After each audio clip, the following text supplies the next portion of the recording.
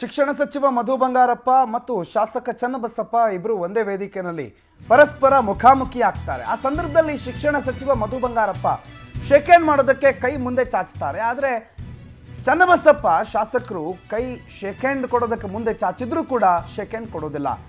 ನಾನು ನಿಮಗೆ ಕೈ ಕೊಡಲ್ಲ ಅಂಥದ್ದು ನೀವು ಮಾಡಿದ್ದೀರಾ ಅಂತ ಮಾಜಿ MLC ಆಯನೂರು ಮಂಜುನಾಥ್ಗೆ ಕೈ ಕೊಡ್ತಾರೆ ಶಾಸಕ ಚನ್ನಬಸಪ್ಪ.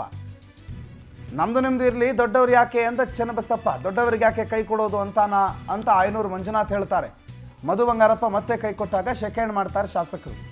ಆಶ್ರಯ ಬಡಾವಣೆಗೆ ನಿವೇಶನ ಹಕ್ಕುಪತ್ರ ನೀಡದೇ ಇದ್ದಕ್ಕೆ ಚನ್ನಬಸಪ್ಪನವರಿಗೆ ಸಚಿವರ ಮೇಲೆ ಸ್ವಲ್ಪ ಬೇಸರ ಇದೆ. ಆ ಬೇಸರವನ್ನು ಈ ರೀತಿಯಲ್ಲಿ ವ್ಯಕ್ತಪಡಿಸಿದ್ದಾರೆ.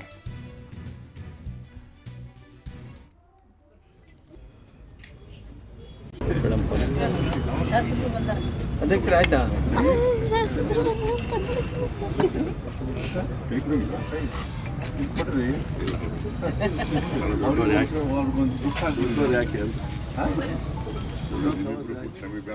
ನಮ್ದು ನಿಮ್ದು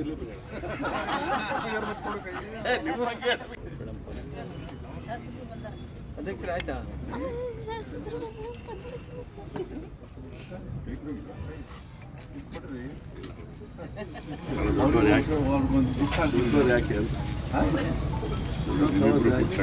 ಅದಕ್ಕೆ ನಮ್ದು ನಿಮ್ದು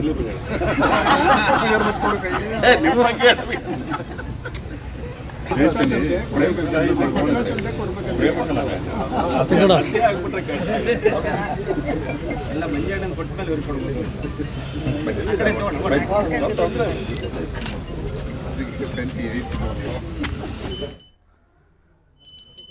ರಾಜಕಾರಣದಲ್ಲಿ ನಡೆಯುವ ಸ್ವಾರಸ್ಯಕರ ಘಟನೆಗಳು ಆಗಾಗ್ಗೆ ವಿಪಕ್ಷಗಳ ನಾಯಕರುಗಳ ಮುಖಾಮುಖಿ ಆದಾಗ ಇಂಥ ಘಟನೆಗಳು ನಡೆಯುತ್ತೆ. ಇದು ಶಿವಮೊಗ್ಗದಲ್ಲಿ ನಡೆದಿರುವ ಘಟನೆ. ಚನ್ನಬಸಪ್ಪ ಶಿವಮೊಗ್ಗ ಶಾಸಕರಿದ್ದಾರೆ. ಅವರು ಮಧು ಬಂಗಾರಪ್ಪ ಅವರನ್ನು ಭೇಟಿಯಾದಾಗ ಈ ರೀತಿ ಒಂದು ಸ್ವಾರಸ್ಯಕರ ಘಟನೆ ನಡೆದಿದೆ.